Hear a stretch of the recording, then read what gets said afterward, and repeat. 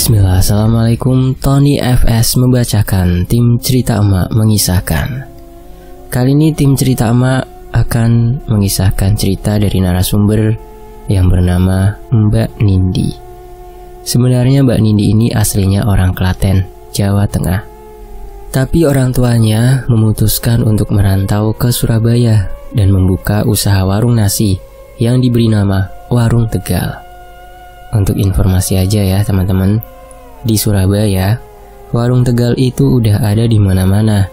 Dan warung itu pemiliknya berbeda-beda, bukan hanya satu orang. Bahkan juga ada orang dari Madura yang buka Warung Tegal. Di sini kita tidak akan memberitahu warung Mbak Nindi ini di mana, melainkan Mbak Nindi memberikan satu clue untuk teman-teman nih, khususnya arek-arek Surabaya.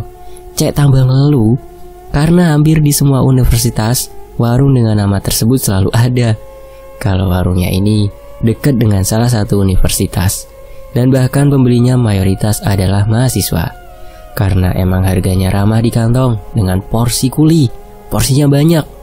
Tim akan skip dulu ya soal warungnya, dan akan mengajak teman-teman pertama kali untuk membahas apa sih pesugihan umbel meler. Dan sebelum kita masuk ke pembahasannya, kita harus doa dulu ya. A'udzu bikalimatillahi tammati min syarri. Bismillahirrahmanirrahim. Wa huwa samiul alim. Allahumma shalli ala sayyidina Muhammad sallallahu alaihi wasallam. Ini dia selengkapnya pesugihan umbel meler.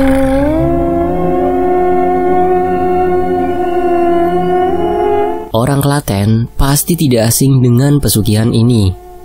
Kalian juga bisa mencarinya di Google. Pasti udah banyak yang nulis.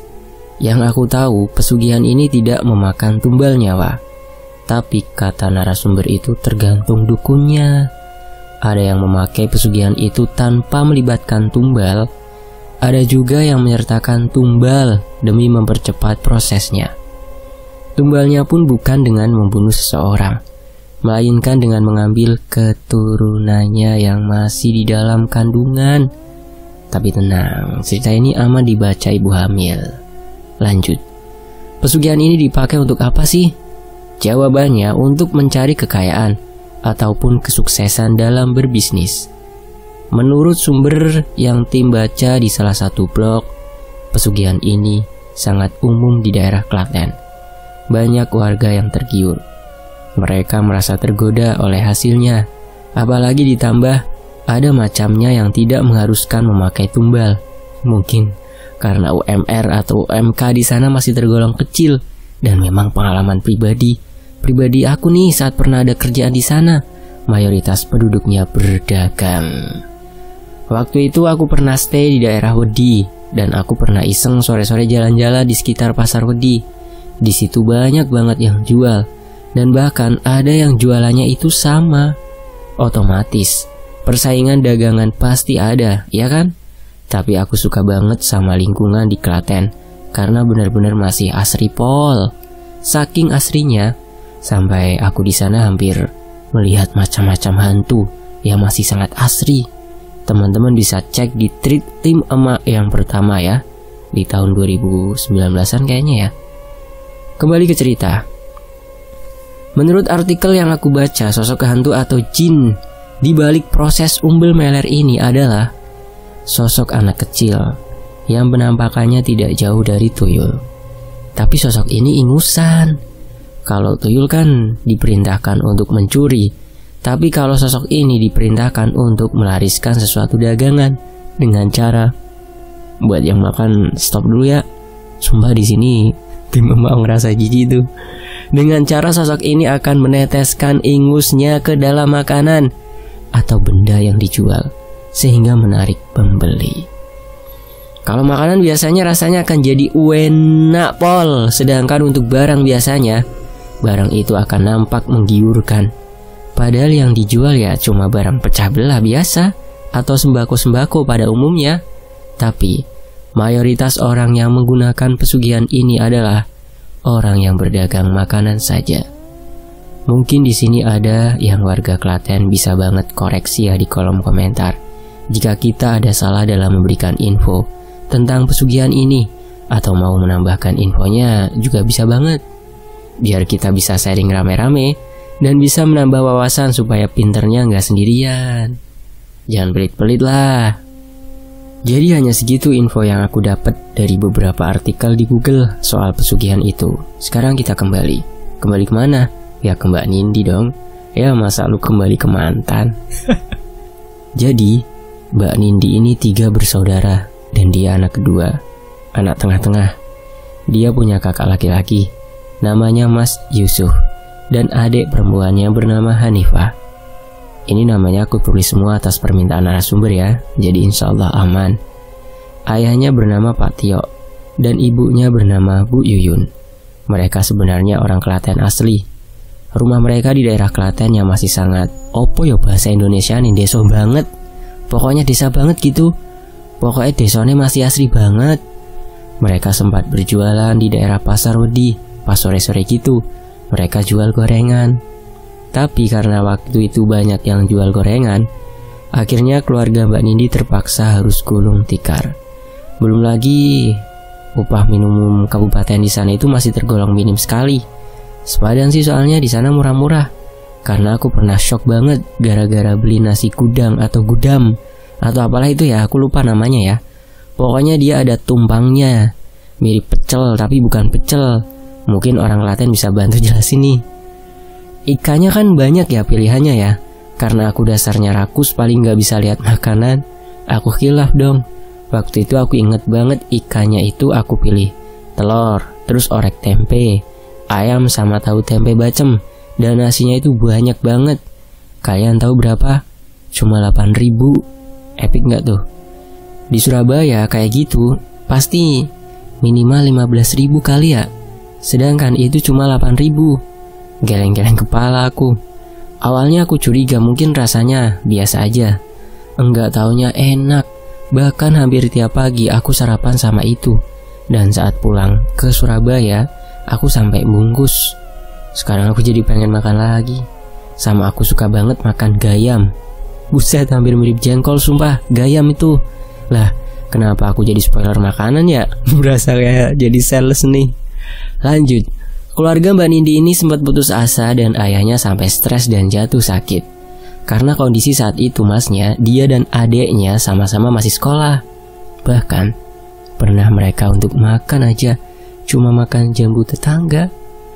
Jadi narasumber dan keluarga benar-benar pernah merasakan titik yang paling bawah. Ibunya juga sempat hampir bunuh diri. Tapi yang membuat aku salut sama keluarga Mbak Nindi ini, orang-orangnya itu solid. Mereka saling menguatkan, meski mereka tahu kalau mereka sedang di tahap yang benar-benar susah. Suatu hari, ayah Mbak Nindi masih belum menemukan solusi. Mbak Nindi juga waktu itu sempat diberi izin masuk sekolah, gara-gara nggak diberi izin nih masuk sekolah ya, gara-gara belum bayar uang SPP 4 bulan. Hal yang sama juga pernah dirasakan sama masnya, yaitu Mas Yusuf.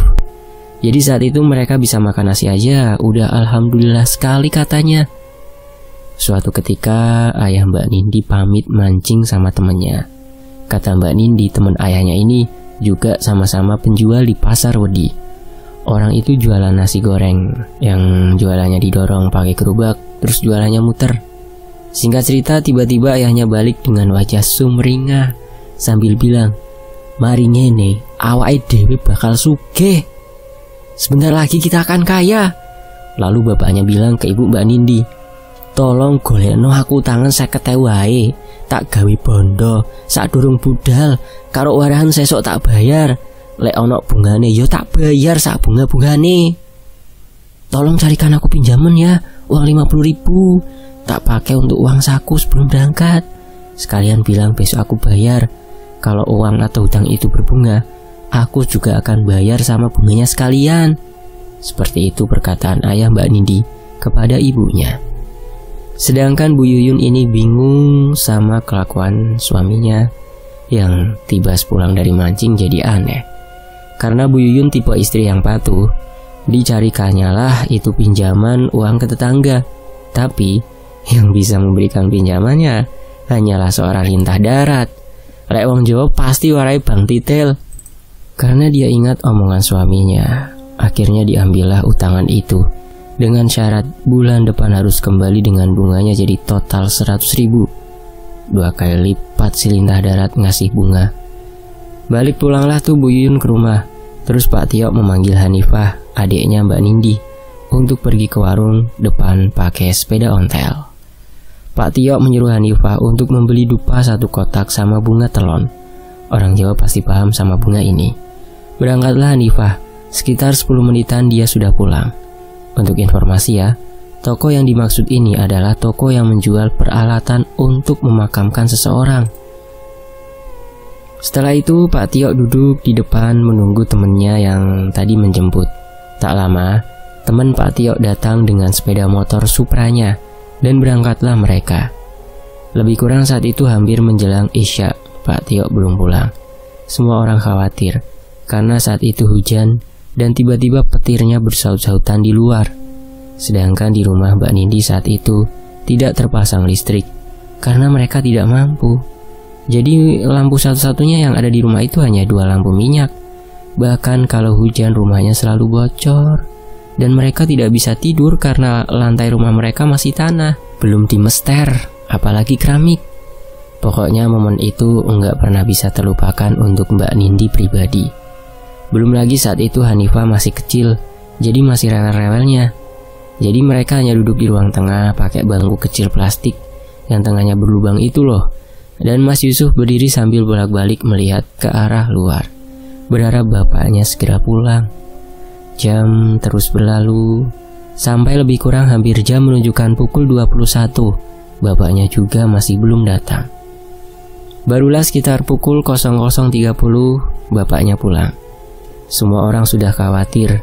Bahkan Hanifah terlihat marah kepada Pak Tio, dan Pak Tio meminta maaf berkali-kali pada mereka. Di sini Mbak Nindi sudah merasa ada yang aneh dengan ayahnya. Selain aroma ayahnya, seperti aroma minyak nyong-nyong. Aku juga nggak paham nih gimana baunya karena narasumber juga bingung jelasinya. Pokoknya gitu ya, sebut saja minyak nyong-nyong. Ayahnya ini juga terlihat tidur di lantai. Padahal jelas-jelas lantainya masih tanah. Mana masih basah karena habis hujan tadi. Orang-orang sudah menyuruhnya pindah, tapi Pak Tio kekeh minta tidur di situ aja. Malah menyuruh yang lain untuk tidur aja. Tapi pas menjelang subuh, Ibu Yuyun seperti mendengar cekikikan anak kecil dari arah ruang tengah rumahnya. Karena penasaran, Bu Yuyun ngintip. Betapa kagetnya Bu Yuyun saat itu. Dia mendapati suaminya tertawa-tawa sendiri. Karena Bu Yuyun ini awalnya seorang yang taat beragama. Dia pun langsung menegur Pak Tio.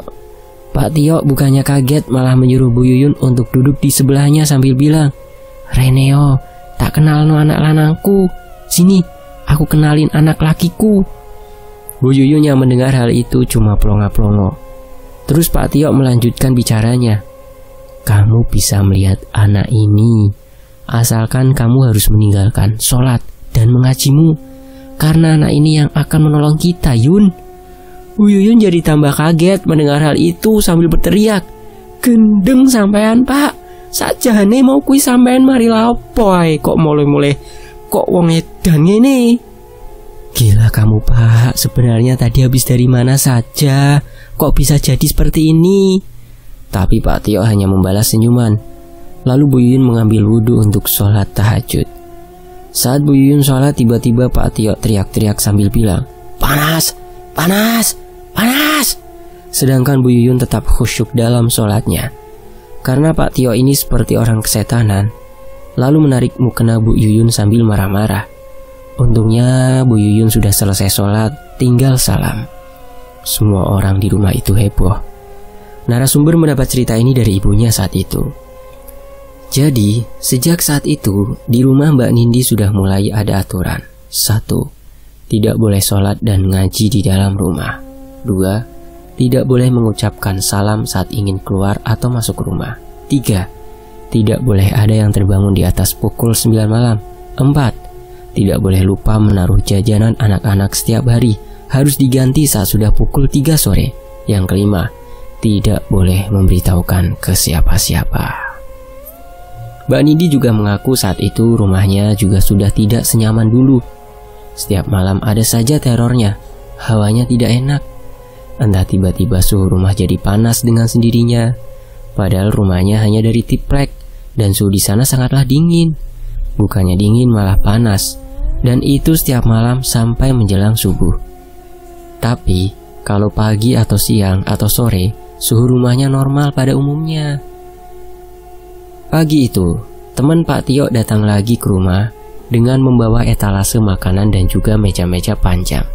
Ternyata Pak Tio mempunyai rencana untuk berjualan nasi di depan gang dengan modal pinjam temannya. Semuanya Pak Tio pinjam dari temannya itu, mulai dari peralatan jualan nasi sampai uang belanjanya juga.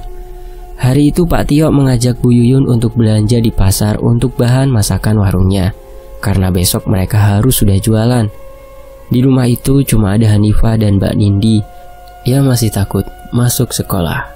Iya, Mbak Nindi masih takut sekolah karena SPP-nya masih belum bisa kebayar. Sedangkan Mas Yusuf menggembala kambing tetangga di area dekat kaki gunung. Mas Yusuf juga sama, masih takut untuk masuk sekolah. Kembali ke Mbak Nindi dan Hanifah, mereka hanya mainan masak-masakan di dalam rumah.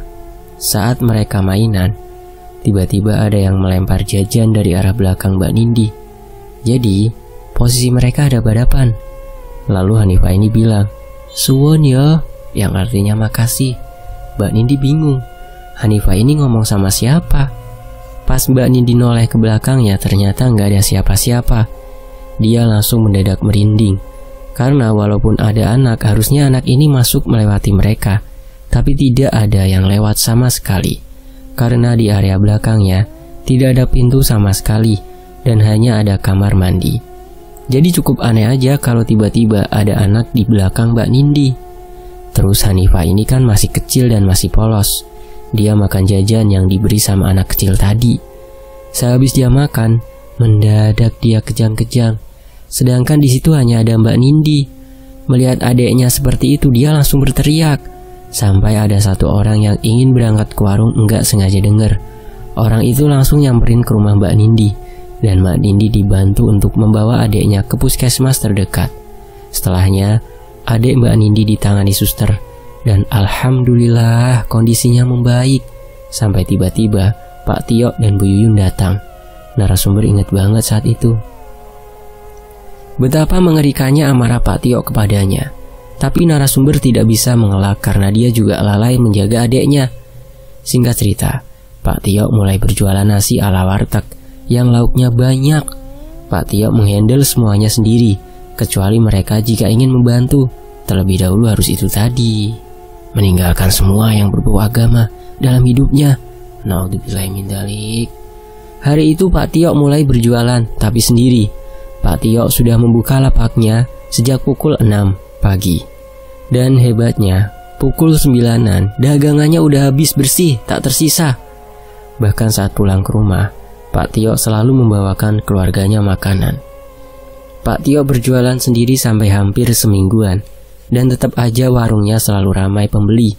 Lalu pulang membawa uang yang sangat banyak. Melihat hasil yang didapat Pak Tio, Bu Yuyun mulai tergoda imannya.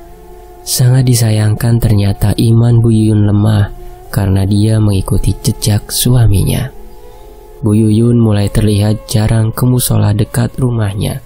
Sudah hampir tidak pernah sholat ataupun membaca sholawat-sholawat Nabi saat di rumah. Benar-benar Mbak Nindi merasa ibunya sudah berubah. Dia bahkan sudah tidak mengenali orang tuanya lagi. Lambat laun usaha warung pinggiran orang tuanya berjalan sukses. Dalam jangka waktu 3 minggu saja orang tuanya udah bisa ngelunasin utang dan balik modal. Sedangkan biaya emas dia dan adiknya juga sudah lunas.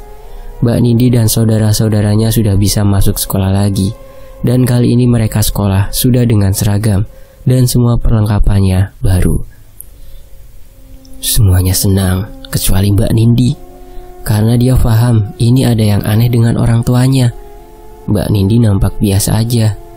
Lambat laun usaha orang tuanya semakin berkembang, sampai mereka bisa membeli rumah baru di desa sebelah. Dan rumah kali ini benar-benar layak huni. Dari sini mulailah ada gosip-gosip yang beredar. Namanya juga orang desa ya, Say. Pasti lebih peka kalau ada sesuatu yang tidak beres. Apalagi perubahan keluarga Mbak Nindi ini terlalu mencolok banget. Tapi dia melihat saat itu orang tuanya tidak peduli, seperti mereka gila harta. Dia juga merasa heran dengan ibunya. Bu Yuyun ini udah tidak mau datang ke pengajian, tidak mau sholat dan lain-lain, tapi masih memakai hijab. Lantas hijabnya untuk apa? Tameng? Seketika dia malu melihat tingkah orang tuanya. Ada kesempatan di mana dia masuk ke kamar orang tuanya. Dia kaget saat melihat satu meja yang isinya full dengan sesajen, seperti ada dupa, jajanan anak-anak, dan aneka bunga sajen. Dalam hati dia bertanya, masa orang tuaku bersekongkol dengan setan? Saat itu Mbak Nindi langsung keluar dari situ dan masuk ke kamarnya. Dia nangis sejadi-jadinya. Pernah juga dia iseng menantang orang tuanya. Dia sengaja mengaji di dalam rumah. Tahu apa yang dilakukan orang tuanya ke dia? Dia tampar dan dimarahi habis-habisan. Sama orang tuanya ditampar tuh. Dia shock melihat apa yang diterimanya dari orang tuanya sendiri. Padahal dia hanya mengaji di dalam kamarnya, tapi bisa membuat orang tuanya sampai semarah itu. Apa yang sebenarnya terjadi pada orang tuanya? Banyak sekali pertanyaan di benak Mbak Nindi saat itu. Karena dia merasa orang tuanya sudah sangat keterlaluan, dia akhirnya memutuskan pergi dari rumah dan menuju ke rumah salah satu budenya. Di sana dia menceritakan semuanya, sampai akhirnya budenya datang untuk bertemu dengan orang tuanya. Saat budenya mencoba menegur adiknya sendiri, bapaknya ini makin marah. Pak Tio merasa kakaknya sudah terlalu jauh ikut campur, sedangkan kakaknya tidak bisa berbuat apa-apa melihat keanehan pada sifat adiknya itu. Hari demi hari kesuksesan berpihak pada Pak Tio. Bu Yuyun juga terlihat sudah berhiaskan emas di tubuhnya. Bisa bayangkan seberapa kaya keluarga itu? Tapi sayangnya, Pak Tio tidak puas dengan penjualannya di Klaten. Sampai suatu hari, Pak Tio mendapat masukan dari temannya agar merantau saja di Surabaya, lalu membuka usaha warteg di sana, karena peluangnya juga sangat besar. Pak Tio mempertimbangkan itu dengan Bu Yuyun. Bu Yuyun yang pada dasarnya udah gila harta, dia pun setuju-setuju aja. Saat itu Mbak Nindi baru lulus SMA, dan Mas Yusuf sudah lulus kuliah. Hanifah baru masuk SMA. Sekitar tahun 2018 akhir, mereka pindah ke Surabaya dan memulai hidup di kota baru. Mbak Nindi yang emang ingin sekali kuliah, dia pun kuliah di universitas dekat dengan wartegnya. Dia kuliah di sana. Mas Yusuf juga udah bekerja di sebuah bank swasta di Surabaya, dan Hanifah sekolah di SMA swasta ternama di Surabaya. Sedangkan orang tuanya perlahan-lahan membangun lagi wartegnya dengan menyewa sebuah rumah di sebelah rumahnya itu. Jadi, rumah Mbak Nindi ini masuk area perumahan, tapi warungnya ada di pinggir jalan raya. Jadi mereka membuatkan satu pintu yang bisa diakses langsung oleh pembeli dari luar, tanpa harus masuk terlebih dahulu ke dalam perumahan. Rumahnya yang di Surabaya ini juga dibeli orang tuanya cash keras. Padahal rumah ini masuk dalam kategori perumahan elit. Seperti di Klaten, warungnya tetap saja ramai pembeli, ditambah lagi dekat dengan kampus, jadi sangat-sangat menguntungkan. Sampai orang tuanya memperkerjakan 2 orang pegawai yang hanya ditugaskan untuk melayani saja, karena untuk urusan dapur lagi-lagi masih dihandle secara pribadi oleh Pak Tio dan Bu Yuyun. Suatu ketika Pak Tio sakit dan meninggal di pertengahan tahun 2019. Ada yang aneh dengan jenazah Pak Tio. Seperti ada lendir yang selalu keluar dari mulutnya. Dan lendir itu cukup berbau tidak sedap. Pak Tio dimakamkan di Klaten, bersebelahan dengan makam bapaknya. Sedangkan bulan November, Mbak Nindi dilamar oleh kekasihnya dan menikah di bulan Januari tahun 2020 kemarin. Sejak Mbak Nindi menikah, musibah mulai terjadi secara perlahan-lahan. Mulai dari Bu Yuyun yang tiba-tiba stroke sampai benar-benar tidak bisa melakukan apa-apa, dan adiknya Hanifah hamil di luar nikah. Alhasil Mbak Nindilah yang mengurus warungnya. Akan tetapi warungnya sudah tidak seramai dulu. Satu hari ada yang beli 1 aja udah alhamdulillah katanya. Di sisi lain, Mbak Nindi masih harus menyelesaikan kuliahnya. Dibantu dengan suaminya, dia pun menjalani semuanya pelan-pelan. Sekitar bulan Maret di pagi buta, tiba-tiba dia mendengar adiknya berteriak dari dalam kamarnya. Dia yang baru aja pulang dari musola dengan suaminya langsung menghampiri Hanifah. Dia kaget melihat adiknya pendarahan. Lalu dia membawanya ke rumah sakit dan ternyata adiknya keguguran. Ngomong-ngomong, sejak ibunya stroke, sudah tidak ada yang menyiapkan sesajen untuk peliharaan orang tuanya. Karena dia juga ogah berurusan dengan barang-barang begitu. Bahkan masnya sampai ngekos di dekat tempat kerjanya karena dia tidak mau berurusan dengan orang tuanya lagi. Sebenarnya Mbak Nindi juga ingin begitu, tapi dia memilih masih stay di situ karena mengingat tidak ada yang merawat ibunya dan adiknya. Alhamdulillah, puasa tahun kemarin Mbak Nindi sempat hamil, tapi keguguran. Terus sempat hamil lagi di bulan Agustus, tapi keguguran lagi. Dan terus begitu sampai kehamilan keempatnya di bulan November kemarin, dia masih sama. Selalu keguguran di minggu kedua kehamilannya. Astagfirullah. Entah suatu kebetulan atau gimana, dia tidak paham. Sampai membuatnya harus kehilangan rahimnya. Rahimnya diangkat karena ada satu penyakit dari dampak kiret atau kuretnya. Saat cerita part ini narasumber nangis jadi-jadinya. Astagfirullah, ya Allah. Kita juga sempat break beberapa menit sampai narasumber benar-benar merasa tenang. Dia juga cerita saat itu dia sempat benar-benar hancur, depresi, dan stres mendengar omongan-omongan negatif tetangganya tentang dia. Tapi dia masih beruntung karena ada sosok suami yang senantiasa selalu ada untuknya dan menerima dia. Pada saat dia ingin menggantikan bajunya, dia melihat ada sebuah buku tulisan milik bapaknya. Dia iseng menyimpan buku itu tanpa sepengetahuan ibunya. Malamnya dia baca buku itu bersama suaminya di kamar. Alangkah kagetnya mereka ketika mengetahui bahwa bapak Mbak Dini selama ini menjalankan pesugihan umbel meler. Di situ tertulis bahwa dia tidak akan memiliki keturunan dan keturunannya hanya berhenti di anak-anaknya saja. Maksudnya, anak-anaknya tidak akan pernah bisa memiliki anak. Membaca hal itu suami Mbak Nindi sempat marah, tapi Mbak Nindi tenangkan. Lalu Mbak Nindi bertanya pada ibunya. Ibunya hanya menangis. Tangisnya seperti tangis penyesalan. Tapi sayangnya semua sudah terlambat. Mbak Nindi sudah tidak bisa hamil kembali. Karena ini hal yang serius, dia mencoba menghubungi kakaknya agar pulang ke rumah. Kakaknya yang mendapat berita itu segera pulang ke rumah. Tapi Mbak Nindi meminta masnya agar tidak marah kepada ibunya. Mbak Nindi juga memberitahukan hal ini kepada Hanifah. Tak lama masnya datang dan mereka mulai berdiskusi. Suami Mbak Nindi memberi saran untuk pergi ke Pak Kiai. Mbak Nindi dan yang lain juga setuju. Mereka mulai meminta bantuan ke Pak Kiai di Ampel sampai di luar kota. Jawaban mereka sama. Ini semua dapat selesai jika mereka kembalikan di tempat asal muasal sosok ini diambil. Paling tidak harus melalui perantara dukun yang membantu prosesnya. Karena ini masih pandemi waktu itu ya. Jadi mereka masih sedikit ribet, harus urus ini itu, mana juga harus tes swab dan lain-lain.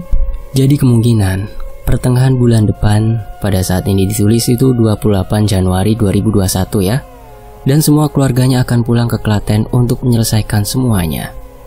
Karena Mbak Nindi tidak mau apa yang terjadi kepadanya juga terjadi di saudaranya. Kita doakan saja ya, semoga niat baik Mbak Nindi dapat berjalan lancar dan segalanya berjalan sesuai rencana. Amin. Lagi-lagi ya, masih ada aja orang yang rela bersekutu dengan setan hanya demi menjadi kaya.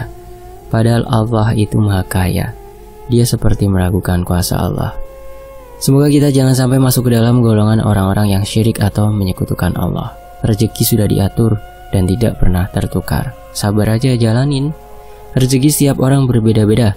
Semua tergantung bagaimana caranya kita bersyukur. Walau rezeki yang kita dapat tidak sebanyak orang lain. Semoga dari treat ini atau kisah ini kita bisa belajar makna bersyukur. Semoga teman-teman sehat selalu dimanapun teman-teman berada.